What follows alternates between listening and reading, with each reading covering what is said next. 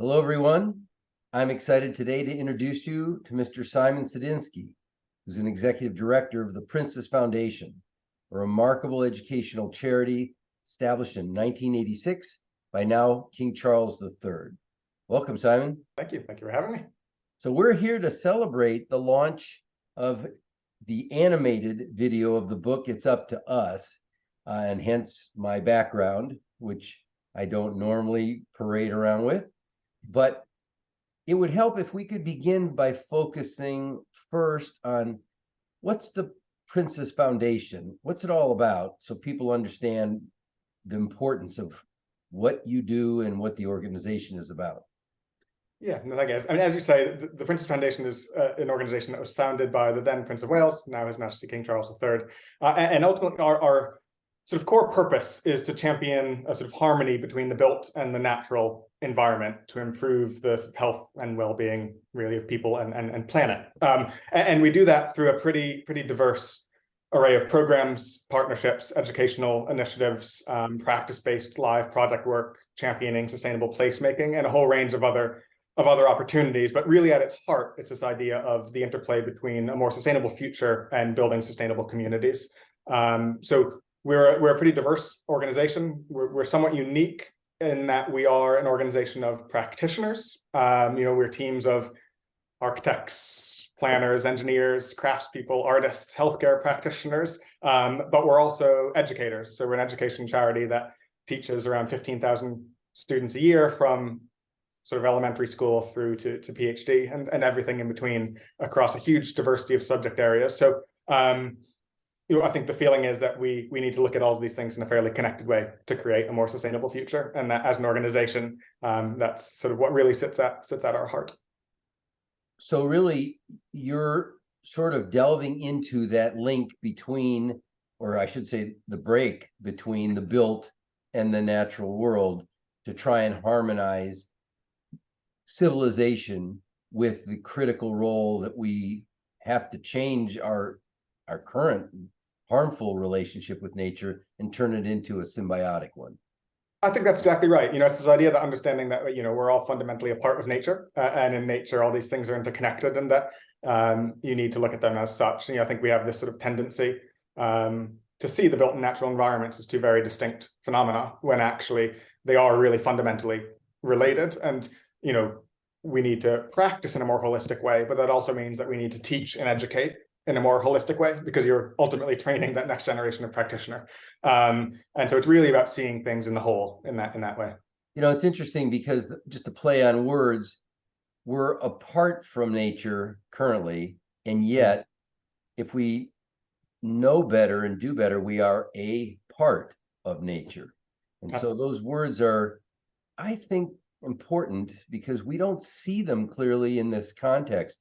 And maybe that's a good segue. So how is the work of the Princess Foundation, as you've just explained it, inspired by the vision of His Majesty? Yeah, we're coming together actually as the Princess Foundations of a number of charities that were founded by the then Prince of Wales over the last 30 plus years. And I think, as a charity, our work is really founded on this sort of idea of harmony, this idea of interconnection and of relationships, which is something that our sort of president has been found sort of speaking about for a long time, about the importance of that as a theme. And I think it's that fundamental idea that we need to explore these interconnections, explore these relationships. And I think, to use it in sort of very practical sense, we have this tendency, in the UK, but certainly having been born and raised in the US, I can speak to that context, I think, as well, which is of sort of, we learn often, to sort of generalize, I suppose, in sort of curriculum vacuums, right? We have this tendency to really sort of specialize early and often. And I think what that means is that when we go on to go and practice in our lives, we operate in these sort of professional silos. And, I think to give a very tangible example of that, if we were to look at the built environment, and education and training and practice in the built environment, we have those who make, we have our craftspeople, we have the engineers, we have the architects, we have the planners, we have all these different disciplines that feed into the creation of the places that we inhabit. But so rarely are there opportunities for actually learning across engagement with these different disciplines. And we see that regularly in our training. You know, there aren't spaces for our craftspeople, our stonemasons, our joiners, or whatever they may be, to actually be engaging with the architects, with the engineers, to be collaborating meaningfully with them in ways that they used to historically. And I think fundamentally that leads to an inability to create sustainable new places. You know, sustainability is tangibly harmed by the lack of knowledge sharing, the lack of opportunities for sort of interdisciplinary engagement.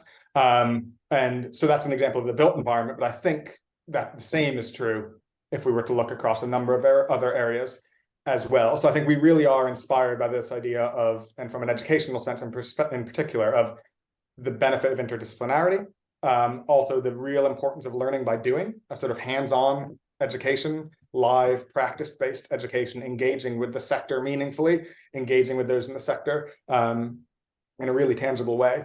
And so I think those are sort of two of the really core principles that underpin our work, certainly in the education space as well. And I think we're somewhat unique as this organization of practitioners and educators in that we're able to create that sort of very cliched virtuous circle of learn, practice, teach. You know, we can be doing that entire spectrum of understanding best practice, sharing best practice, and teaching best practice. Yeah, I would go beyond saying you're somewhat rare. I would say you're very unique. I don't know of any other organization that is thinking across those lines. I mean, just the simplest thing, when structures were made out of mud bricks, you didn't have really a conflict between the person who designed the structure and the natural function of the structure, because everything was sort of rooted to nature. But now we coal fire, and we have different kinds of industry, and the design of them can call for significant components which are harmful to nature. And that interface that you're pointing out, where the disciplines are all pulling the oar toward a common goal, I really don't think is being talked about anywhere that I've ever heard, other than in the foundation, which is quite extraordinary and important. Yeah, I think it's safe to say that over the sort of last 30 plus years, I think, you know, there have been people doing really good work in this area, but I do think that we've been hopefully making a really tangible impact in that way, and using our ability to sort of convene and promote as well, to sort of showcase what is going on really well. And, you know, I think what we would say, and again, to use your example, actually, that, you know, we're not saying that there's not benefits to some of the new technologies, the new approaches, but what we shouldn't do, and what we risk doing, is sort of throwing the baby out with the bathwater, to use that phrase. You know, I think we shouldn't forget all the things that we have learned from the past, and that the past has to teach us, that some of these traditional approaches, traditional techniques have to teach us, and they can marry with more contemporary approaches. And it's not about, I suppose, being stuck in the past, but understanding what worked, how we can contemporize that, and how we can kind of utilize both sides of it in the most sustainable way that we can. Right, and appreciating, as you're pointing out, that just because it's new and maybe high tech doesn't mean it's better. There could be reasons not to go in a direction that is out of touch with the original relationship between structures and planet, which I would say the minute you start talking about steel and high rise and concrete, which has horrible consequences for the planet that I think most people don't know anything about, it's important to get the word out and to harmonize these things in a way that we can get the advanced science that does help us. I mean, we can't all operate on one floor anymore. We've figured that out. But how do you build in whatever structure it is in a way that is as close to nature as you can make it? And that I'm learning is really core to your mission. And I think it's exciting and not talked about, which is why I'm glad we're able to talk about it.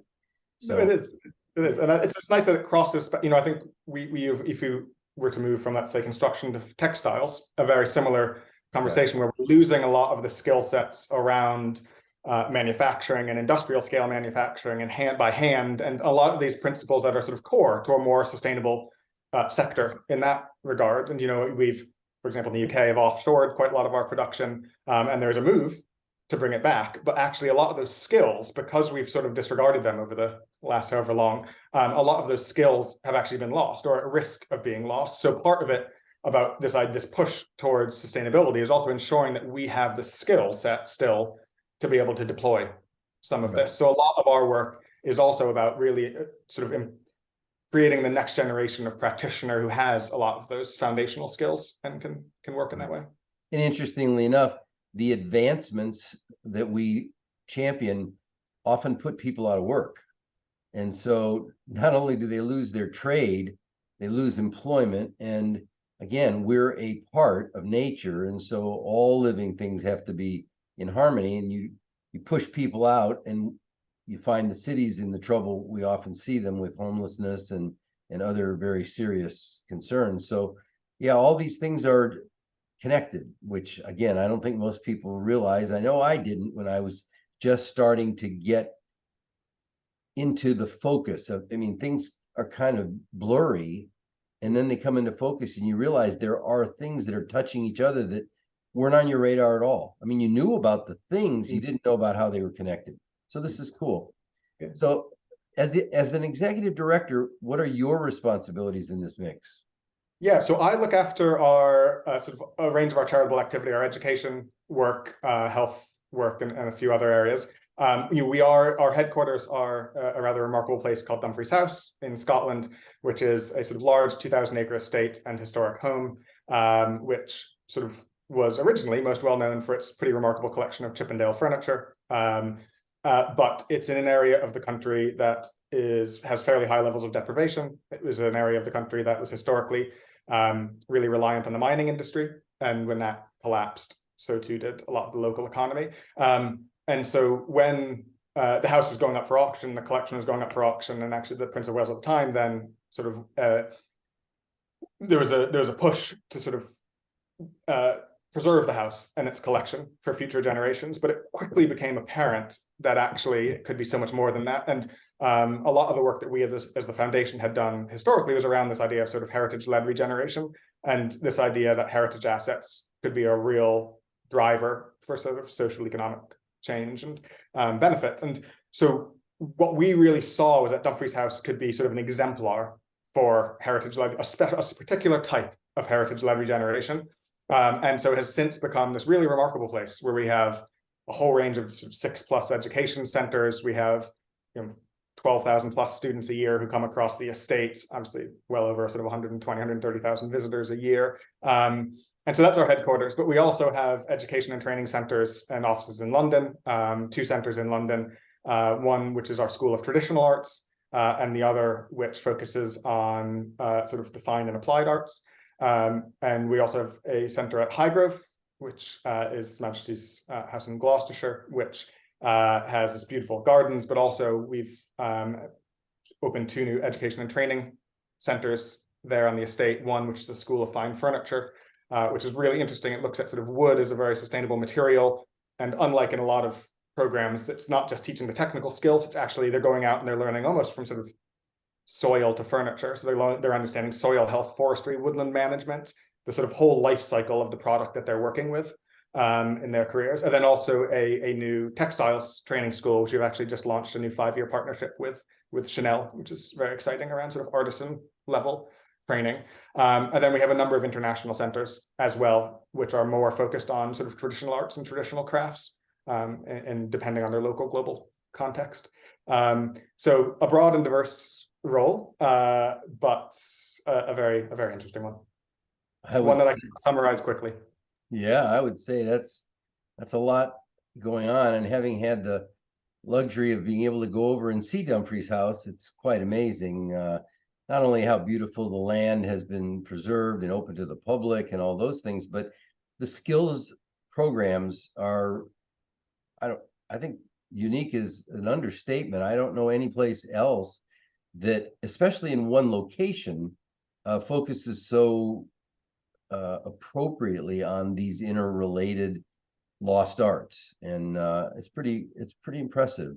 I think it is unique. I think what is, as you say, it's elements of this maybe taught elsewhere, but I think we have the way we teach, I think, is in a very holistic way. And so when young people, whether they be primary school students or PhD students, when they come in, they're learning across disciplines, so that, you know, you might be, as a school, coming in and looking at our sort of STEM and science, technology, engineering, and math center, and looking at engineering, and but you're then going out into nature and understanding the principles of engineering informing nature, and then understanding how those principles are deployed in the other centers, whether it's architecture or craft or agriculture or textiles or any of these other disciplines. So actually showing very tangibly in a hands-on way under expert tuition from practitioners the relationships that all these sectors have with each other. And I think, you know, we use this really cliched example or phrase quite often of seeing is believing, right? It's this idea that actually to sort of get out of the classroom, see it in practice, understand how it works in the field, literally and metaphorically, to sort of get the sense of the impact that this type of exposure can have, this type of education, this type of training, this type of practice, is so much more impactful than, you know, spending a long time screaming from the roofs about the importance of it, but not necessarily having a place where you can showcase, where you can evaluate, where you can sort of properly, meaningfully dig into the impact of this approach. So that really, for us, is what Dumfries House represents. You know, we operate across the globe, but Dumfries House is where we put in, at a certain scale, what we do globally into this local context in a place-sensitive way, and can sort of showcase the impact that it can have. And hopefully that comes across when you come and visit. It does, and it's again, it's not like any place I've ever seen before, because it has the open and natural and healthy environment, and yet it's very focused on an important educational target with lots of connected sort of stages of learning, and not what I expected when I got there. I honestly, and I was pretty impressed with all of it. So I am confused a little bit. It's somewhat extraordinary. You don't have the accent. So you've admitted you're American. How did you find yourself in such an important position in the UK, and then particularly working for essentially the royal family? A fairly circuitous journey, and, you know, obviously the foundation is a charity, independent charity, and it's been I've been here for around 10 years now. Right, just entering year 10, but moved to the UK in 2010 originally for my postgraduate education. And before postgraduate, what is your undergraduate? You got a series of remarkable steps here. So quickly, if you can, without bragging too much, walk me through sort of the remarkable educational background that I'm sure had a lot to do with you getting this job. Sure. Well, I'm not sure about remarkable, but a bit of a perpetual student at times. But my undergraduate was in political science, Colorado College, and then moved to Chicago, where I worked in sort of the community development and urban policy side of things, before undertaking a master's degree at the University of Illinois, Chicago, in sort of urban planning and policy.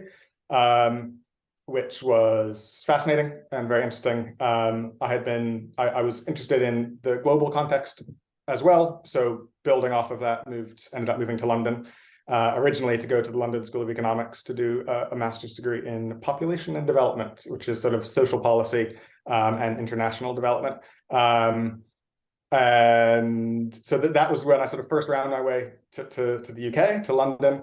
And I suppose that fairly age-old story of meeting my now wife, which has landed me here for a longer term, very happily so.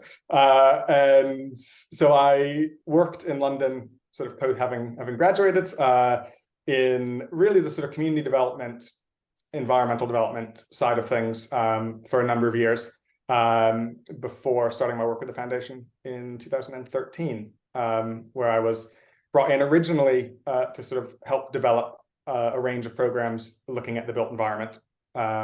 So everything from sort of sustainable urban development through to building craft and related disciplines. And then I guess over the course of 10 years, I've just sort of wound my way to where I am now.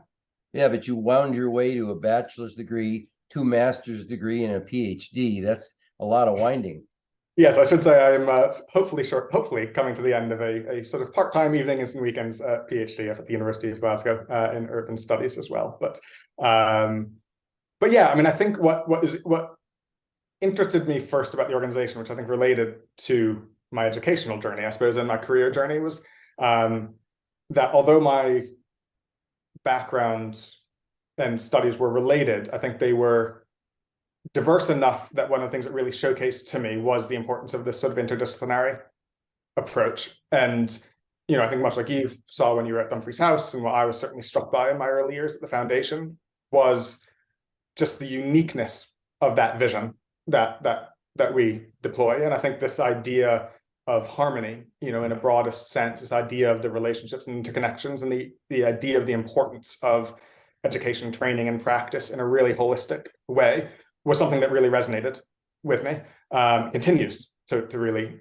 resonate with me. And so I think, you know, and we are, you know, it's a remarkable group of people that we work with. It's a really interesting mix of practitioners who are really at the forefront of their trades, through to educators who are just fantastic at passing on the skills and knowledge. And then this really vibrant group of alumni and professional network who are engaging across the globe in these sort of really interesting projects. And I think it's a community, you know, it sounds again like another cliche, but it is sort of this community that we have created of learners, of practitioners, of educators. So I guess that's why I've stuck around for 10 years. Well, it's incredible, and I wish it was cliche, but unfortunately, there's very few people doing it, so it's anything but.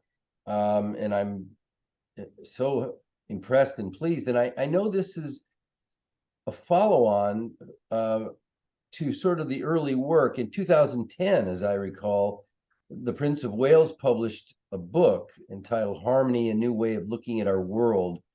And as with much of his thinking about the planet, he was way ahead of his time. And tackling at that point, 2010, now almost current. They're not yet gripping the world the way they should, but almost current topics of concern. Can you give us sort of a high-level overview of what he was thinking when he published in 2010, which means he had to have thought about it a long time before he actually finished and published the book? Yeah, I mean, I can talk about sort of certainly what my interpretation of it was and my exposure to it has been. And I think, you know, it is a remarkable book, and I think that it's remarkable in its diversity. First of all, you know, I think if you were to open it up and read it, it touches on a huge range of subjects, and it is everything from sort of health to agriculture to architecture to sort of sacred geometry, to all of these really, and all grounded in sort of a historical perspective, but a sort of modern relevance. But I think what's really, really interesting about it is that despite its complexity, despite its diversity, it really is this almost really interesting exploration of these harmonious connections and relationships between all of these things. And I know it sounds a bit like a broken record, but I think it is something that, particularly when it was written, and particularly going back to the formation of the charities that formed the foundation, you know, 30 plus years ago, it really was a sort of really interesting, enlightening, and I think innovative approach to be taking. And I think, you know, whether it was looking at the principles of sort of organic or regenerative agriculture, or whether it was looking at sort of a more holistic approach to health and well-being, or whether it was looking at sort of vernacular architecture and placemaking, you know, all of these areas are areas that actually today, I think, sort of to a degree, form a part of our common parlance. You know, I think these are not phrases that are unusual to us, whether they're being done in the right way is a slightly separate conversation, but always. But I think that it wasn't always the case. And I think that, you know, it's amazing that how much we've made, the strides that have been made in a lot of these areas. And I think at the same time, there's a way to go. And I think what Harmony really did was provide a pathway of thinking about this, what sort of the philosophy, what the principles are that underpin a lot of these approaches. And, you know, I think that bleeds into our work as the foundation, be that the way we're practicing as architects and planners, doing new towns, new developments, urban extensions, looking at how the built and natural form engage, interact, whether that's looking at organic agriculture and regenerative farming. We're just launching a brand new education and training center that's specifically on regenerative farming, which has been informed by 30 plus years of practice and of learning and of trial and error and working, importantly, as with all of our work, with industry, with sector leaders, with others who are operating in that space. You know, much like we talk about that we're trying to teach in sort of break out of these silos, I think the same goes for how we operate in practice. One of the things that we feel is so important is that role as convener, of coordinator, of bringing together groups of like-minded individuals and practitioners. And that in itself, I suppose, is a form of harmony, which is this idea that actually we all do need to come together to tackle these challenges, and that we can't be doing it in silos. Yeah, and as the founder of nonprofits myself, it's very difficult to create a platform that ever gets outside of any given region. The idea that you could have a global impact is sort of the dream of every organization that's trying to do good things. But starting with the royal family as the voice, if you will, the heartbeat behind the organization, gives it the opportunity to do amazing things. And His Majesty has been known for supporting initiatives related to sustainability literally for decades.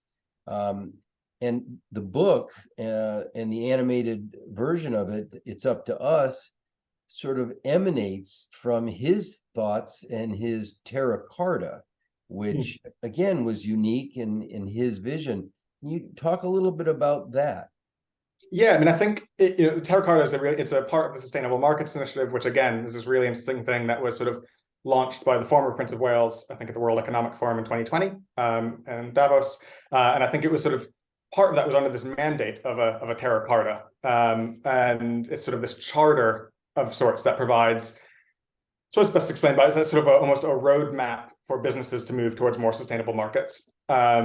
And so working with, I think, over 500 CEOs and others, and also having these really interesting groups of sort of subgroups that are looking on very particular issues like sustainable fashion task force, looking at how do you make that particular industry more sustainable. And one of the things that we, I think, saw as the foundation and working closely with the SMI and others is that, of course, it's so vitally important that we're engaging with industry and with business leaders and with sector leaders, but also you need to also start at the other end, and you need to be working with young people. And it's really important that you inspire and engage that next generation of CEO, of leader, of practitioner. And so that's really where the idea that was sort of born out of this book, It's Up to Us, this sort of really remarkable children's book, that sort of came out of this idea of this brilliant initiative of Terra Carta through the Sustainable Markets Initiative and the work that they're doing around sustainable markets, around this sort of pathway towards shifting corporate strategies around sort of a reformed system of sustainable practice, but also saying, let's work with those and inspire those who are kind of going to be at the forefront in the future, and do so in a way that isn't scary. It's not saying, I think this can be a really big challenge for young people, and it can be, climate change, biodiversity loss. These are serious issues with serious consequences, but they can also at times, I think, seem overwhelming, not just to the young people to digest them, but to those who are tasked with passing on that idea of sustainability and what that means and how we address it and all of that. And so I think that's really where this idea of our children's book was born from. And so if I can sort of draw parallels, the sustainable markets concept is sort of a larger extraction of the idea that we were just talking about, the built versus the natural world. That's one area in which you can talk about and develop sustainability between people and planet, but sustainable markets takes it to a whole new level and discusses. I think it's this idea of, I think it's this idea of sort of building a coordinated kind of global effort to sort of enable the private sector to sort of accelerate that transition towards a more sustainable. Because whether we admit it or not, or whether we're taking pains to respect it or not, we are connected at every level to the planet. And we're either doing something that's harmful, or we're neutral, or we're helping. And ideally, we want to eliminate harmful and move toward the helpful, and where worst case scenario, be neutral. It's a interesting way of looking at it. Yeah. So traditional training doesn't really talk about that. Traditional training teaches about markets, and it's all about money. It's the economy and scale and those kind of things. But in not including a holistic approach, in this case to a sustainable future, can you talk a little bit about what it's missing, how it's hurting us in the long run? Yeah, I mean, I don't think they're mutually exclusive, but I think what we've what we've lost, I suppose, to a degree, and I think, again, just to sort of link it back to what we're kind of trying to educate and train, is sort of understanding that almost the sort of long-term impacts of the way in which we practice. I think bringing it again back to that practice element. And I think that's something that we often are lacking in our education, which is actually understanding the sort of tangible links into practice, the exposure to practice. And I think, if you were to look at really, I think an interesting tangible example is that we work, again, to bring it back to textiles, for example, because it's an area that the Sustainable Markets Initiative is working in, and an area that we work within, which is, we often find that when we're working with people who are sort of incredibly talented textiles workers, who are these students who are graduating, who are going to be the next big thing in the fashion industry, and that they don't always, in their formal education, see the relationships between, for example, the products they're working with, where they've come from, the supply chains that are engaged in those things, where they go on to go, the impact of every step of the journey. They may see their part of that journey. And I think what we're trying to do is say, these things are all connected. As someone operating with it, whether it's in architecture, whether it's in construction, whether it's in agriculture, whether it's in textiles, that you can't just see yourselves as the person who is producing a lovely garment, right? You need to understand, how has that garment been dyed? Where did the materials come from? How is that land farmed? All of those components which go into your practice. And I think if we're more mindful and we're more purposeful in the way in which we're engaging with that, then we will hopefully inherently be practicing more sustainably. And how relevant is His Majesty's legacy focus and current involvement and concern about sustainability affecting or driving the Princess Foundation today?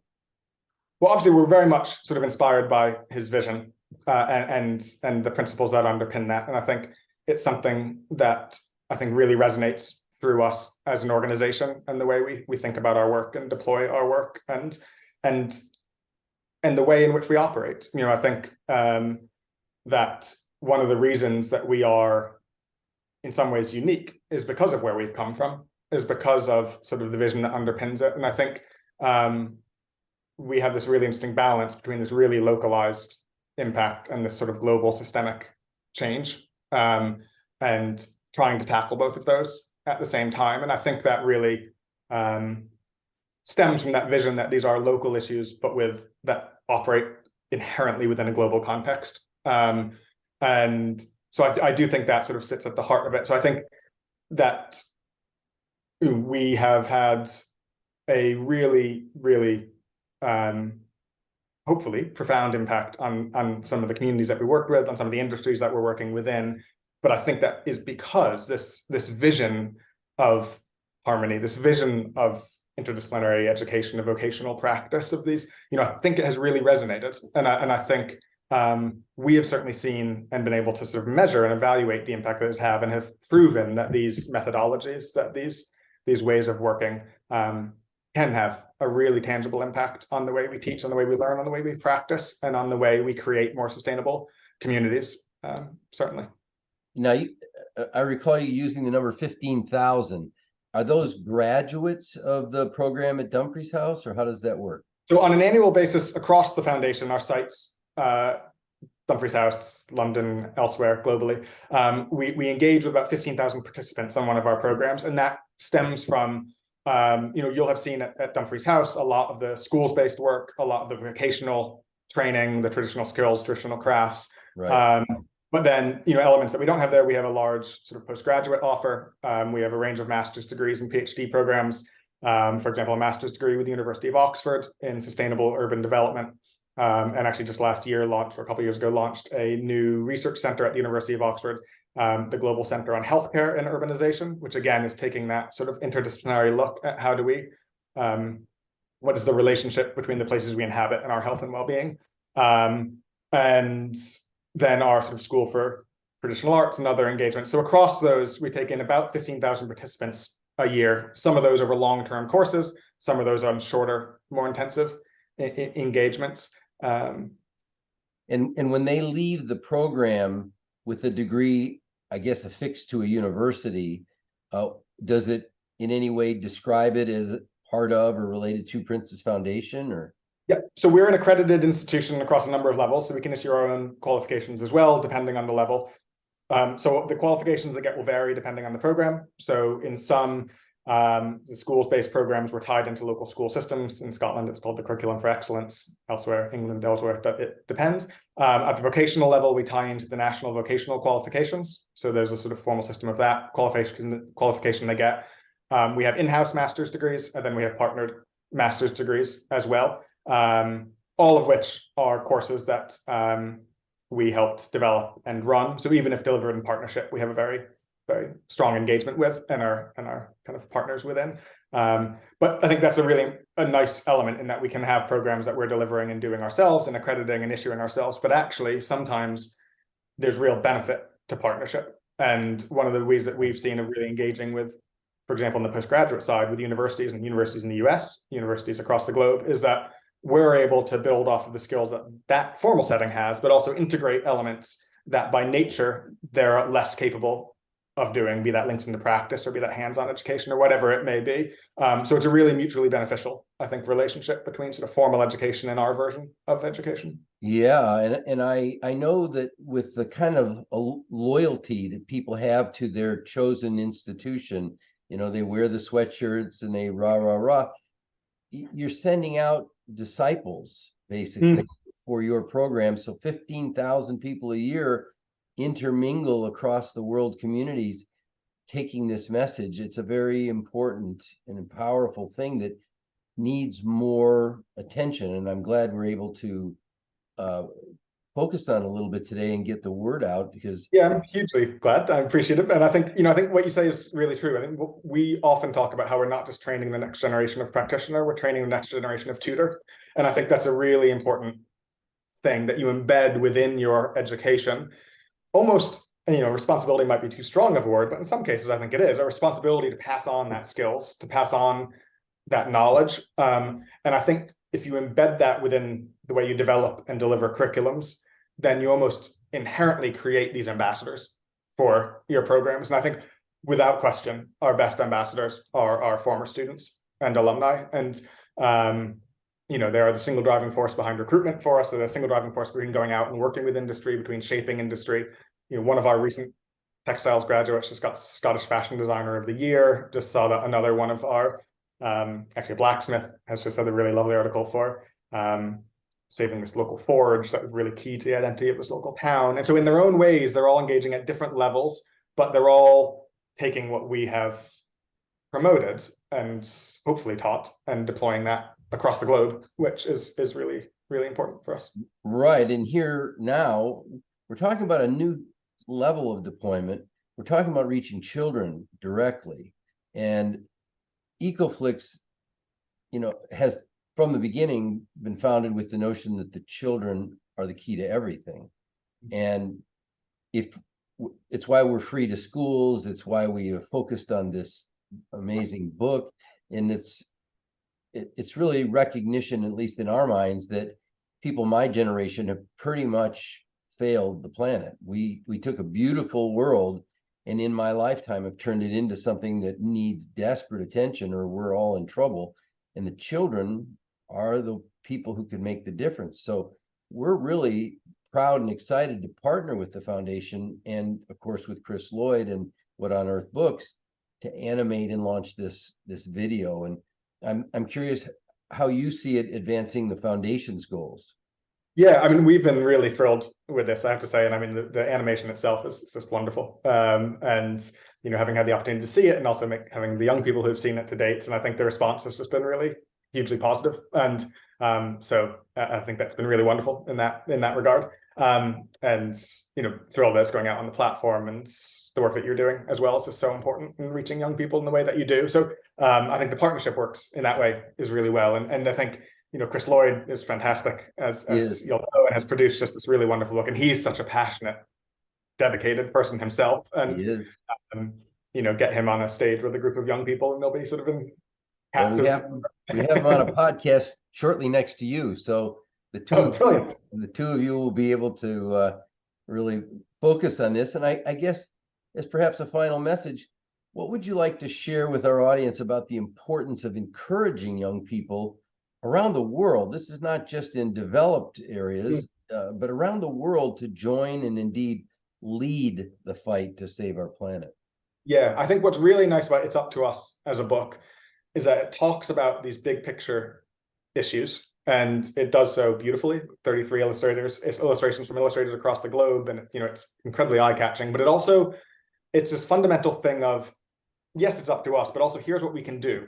And I think that's a really important message. And it's not in this sort of, we have to change everything. It's actually, there are some really tangible ways that we can all as individuals make a difference. And I think that's one of the things that we find really works well, particularly with young people, is that rather than get overwhelmed over the scale of the challenge that we face, the enormity of it, that actually there are some really tangible, interesting, impactful ways that we can sort of pledge to make change. And I think that can be done, again, in interesting and engaging ways. It doesn't need to be the sort of punitive thing. It actually can be a sort of exciting, engaging thing that we can work with young people around in areas that they're interested in, and about how they can shift change. And I think that grows with us. I think that's as true as we enter through our later education and into our careers, that if we find that thing we're passionate about, and that sector we're passionate about, that area of working that we're passionate about, if we keep sort of nature in mind as we practice that, then hopefully that will go some way towards it. So I think meet people at what they're interested in and find a way to engage around that, I suppose, would be my parting word. Amazing. Well, Simon, thank you so much. This has been enlightening, and I hope a lot of people sort of pick up the gauntlet with the understanding of how much effort is going into this. And the Princess Foundation obviously is just doing brilliant stuff, and I'm very proud to be any small part of it. So thank you so much. Thank you, David. Thank you.